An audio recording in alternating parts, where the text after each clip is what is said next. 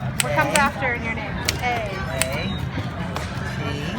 Now is the time for all good men to come to the aid. Oh, not even jumped. Oh, that jumped. Of their country.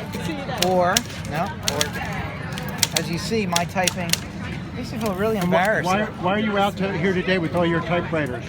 I came out here because I was a typewriter mechanic and I stopped for 22 years. And I heard the story, what Edward Snowden said is that you can't keep secrets on computers. The only way you could is on typewriters. What I find now is that children really like typewriters. Their size machine. Parents are very interested once they see their child gets in front of the typewriter. Like today, you see all these tables full of children. Where's the eye? And what are you typing? Random things.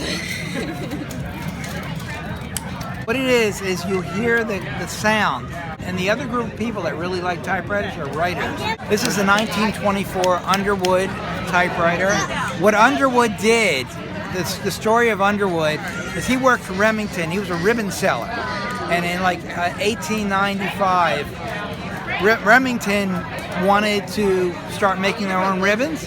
I know. So Mr. Underwood, who knew the whole factory, knew everything about it, he went and started a company. I said, I'll show them.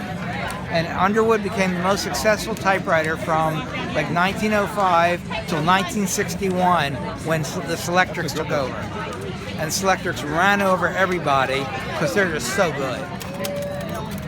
Wow. Can you buy a new typewriter these days?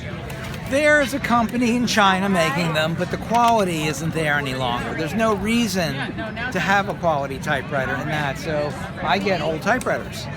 Because, yeah, a new machine. I have machines that were made in the, like, 80s on, or you can just tell when you're looking at it, it's just a really cheap machine.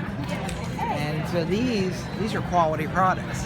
These are products built from 1910 to like 1970, and they were really good, and the parts are good, and